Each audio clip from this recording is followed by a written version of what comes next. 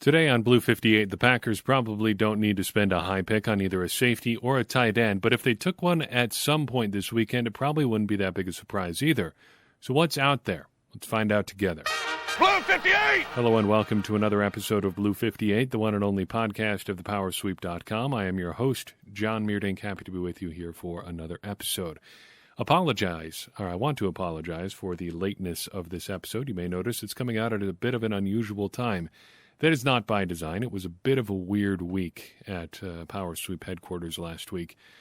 Among other things, I got the second dose of the COVID-19 vaccine, Pfizer edition, and so I was basically out of commission Thursday night. But there was a whole bunch of other things going on in our life. Don't worry, everybody's fine. Everybody's doing okay, but it was a wild week. So we got bumped last Thursday. Did not have time to make it up since then, but it is now Monday night, and we are recording, and we are doing so we make sure that we get all positions in before Thursday night and the NFL draft rolls around. So you'll get an episode with safeties and tight ends today. And then before the draft, you will have another episode talking about defensive linemen, as well as my predictions for what I think the Packers will and should do in the 2021 NFL draft. So let's talk about safeties then. How do we find a good safety?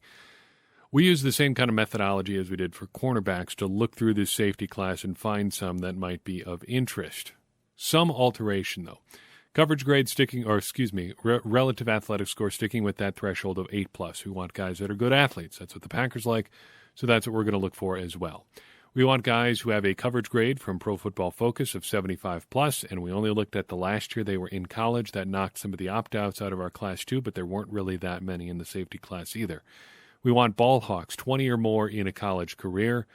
We've had some internal discussion among the Power Sweep Discord members over whether or not we should do average or total. There's some interesting cases to be made for average per season at a certain threshold. I like the volume for right now, but I'd like that approach as well. So we're going to stick with 20 or more ball hawks. What does that yield us then? A pretty small group of safeties.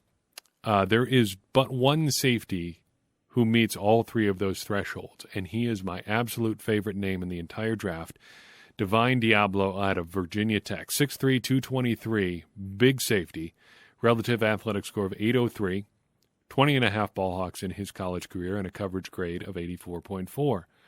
What do you like about Mr. Diablo? Overall athleticism is great, former wide receiver, so he's got it in spades. And you love his size at 6'3", 223. Rarely do you see a college safety that big.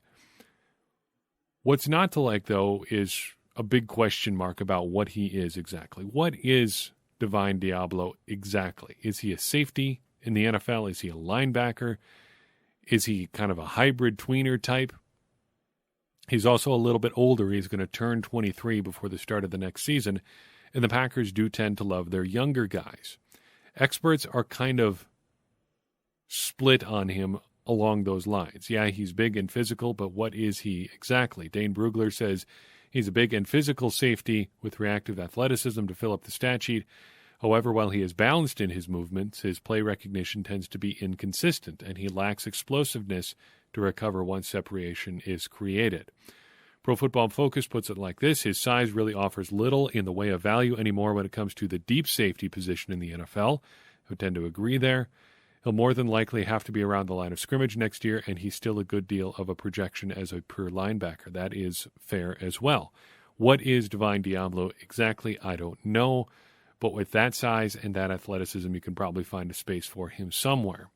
That takes care of it for Tier 1 safeties. Tier 2 is also pretty sparse. Not quite so sparse as that, but among the guys that we looked at, nobody who hit on the athleticism threshold also hit on coverage grade and ball hawks, or ball hawks, I should say. So the next tier is just guys that hit on the coverage grade and the ball hawks total. So these guys aren't going to be super athletes here. Starting with Talanoa Hufanga out of USC, 6'1", 215. So if you like blocky safety, boxy safeties, as I do, you're in good shape here. Relative athletic score of 5.74, 22.5 ball hawks in his college career, and an 86.8 coverage grade, best in the class among the safeties we're looking at. So I do like thicker safeties that can play down in the box, and he does seem like that. Got a good bit of height at 6'1" as well. You do need to have some track stars in the back at some point. The Packers seem to have that in Darnell Savage right now, but how are things going to shake out in Joe Barry's new defense? We don't exactly know just yet. What's not to like about Hufanga is his athleticism. 5'7" is a big miss for me. We do have the caveat of these times coming from pro days, but that cuts both ways, and we've talked about that a little bit before. I think this year we're less apt to be thrilled about big scores and more likely to put some red flags on bad scores. If you can't test well on your home turf, getting the home cooking from the scouts, running the show, that's a bit of a red flag. So coming up with a 5.74 at your own pro day is not a great deal. Scouts are cautious, but I'd say optimistic about Hufanga. Dane Brugler says he's a tough, instinctive safety, points out that injuries are a concern. He has missed at least 7 games in his college career. Pro Football Focus says he can be effective as an underneath zone defender, but that's probably about it. And there is your downside to your thicker-built, more linebacker-esque safeties. Most of them tend to be better closer to the line of scrimmage, but that's about all you got. Next up is Trey Norwood out of Nebraska. He's a 6 foot, 194-pound prospect, a relative athletic score of just 2.7. Not good, but 21 ball hawks and a coverage grade of 86.5. Second best in the class. Those testing numbers, though, are scary. Terrible agility numbers.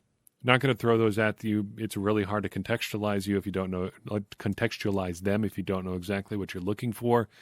But agility numbers being bad at a pro day are usually the result of being really unathletic on the one hand or having really poor technique on the other, because that is the sort of thing that you can practice and improve. And if you're not improving, either you're really unathletic to begin with or you're bad at preparing, and both of those are big red flags. Pretty limited player. The scouts seem to think so, at least. Pro Football Focus says outside of splash plays, Norwood is limited in what he can do at the safety position. One can only chalk up so much to his first year playing the position. Want to tug on that thread here just for a second, because Mr. Norwood was a corner his first 2 years at Nebraska. He played corner in 2017 and 2018. He converted to safety after the 2018 season, so playing spring ball, he was going into that fall, preparing to play as a safety that year, but tore his ACL and missed all of 2019. Now coming back, his first year back was 2020. Played good, but not great. He's looking like a bit of a value guy from that perspective, or he could just be damaged goods at this point too. But you could argue that his stock is still on the way up. You may still be buying low on Trey Norwood. Spin it however you like. That's the Trey Norwood story. Tariq Thompson's next guy up here, San Diego State University. 6 foot 210, relative athletic score, a laughable .33. But 40 ball hawks and a coverage grade of 78.8. You got to love those plays on the ball. 11 interceptions, 23 pass breakups, 1 fumble forced, and 1 sack for good measure in his time as an Aztec. Was not to like, well, even worse agility numbers than Mr. Norwood just a few moments ago. That's a big concern. Dane Brugler calls him an average athlete by NFL standards, but says his intelligence and intangibles may ease concerns. Not sure that they will. Safety's got to be good athletes at a certain point. And Thompson is not that. If you're just an average athlete, you're probably looking at a special teamer for life. Finally, I think this is finally. Yep, that's it. Among safeties, the best to the Tier 2 safeties here. 6'2", 202, a relative athletic score of 7.37, 30 ball hawks, and a coverage grade of 77.2. He is pretty much the total package. Other than Divine Diablo, he's really the only guy that's come close to hitting all 3 of the metrics. Good size, bit light if you're thinking of him as a tweener prospect, a guy who could play a little bit of linebacker too, but still pretty decent size at 6'2", 202. He's good at a lot of things, but not great really at anything, though. Ball hawks, that is a pretty stellar number there. That is the difference, though, between him and Divine Diablo. Diablo hits that elite threshold at 8.03 in terms of relative athletic score. His coverage grade is much higher, a little bit fewer in the ball hawks department, but sometimes you just don't get that many opportunities. Dane Brugler says he is a pattern match corner or safety in the mold of a Jesse Bates. He projects as an immediate starter, single high or split safety, and a special teams contributor. That pattern match designation should be of interest to Packers fans because that is a part of the Joe Barry sort of Vic Fangio scheme. You're going to be doing pattern matching on the back end. That is to say, you're not strictly just playing a zone on the field. You're going to try to play in a zone, but then match the pattern, that's why they call it pattern matching, of any receiver who comes into your neighborhood. So, hence, pattern matching. If Moehrig is the kind of guy who can do that, he may be of interest to the Packers. But if he's a little bit limited athletically, and 7.37 is borderline, if not elite, there may be some concern there. So there you go. Safeties, 5 of them.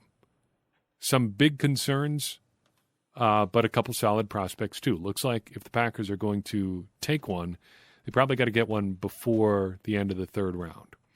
What about tight ends? Methodology here is similar to wide receiver, looking at relative athletic score, height-adjusted speed score, catch percentage, yards per target, and team target percentage. We want the relative athletic score at 8 or higher, height-adjusted speed score of 100 or more, catching 64% of passes or more, gives us a relatively good pool to pull from, 10-plus yards per target, and catching 15% or more of his team targets.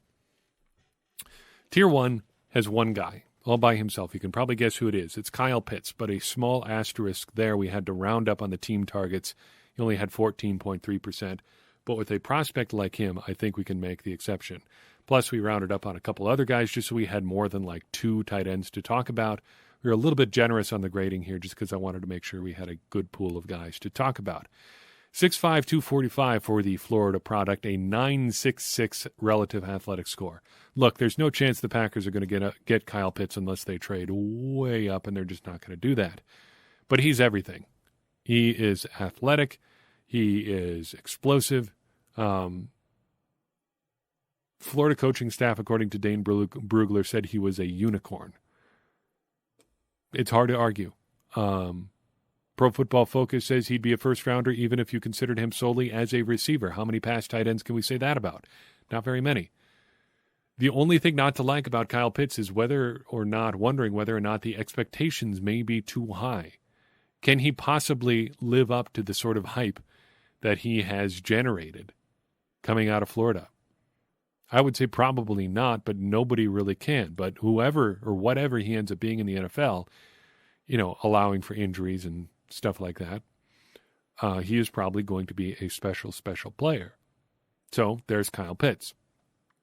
Tier 2, hitting 4 of our 5 metrics, is Kylan Granson out of Southern Methodist University. Big asterisks here because we had to round up on a couple things. And I did this unintentionally because I just wanted to expand the pool a little bit. But he hit on 4 of 5 because we rounded up on catch percentage. He had 63.5% of the targets that came his way he caught.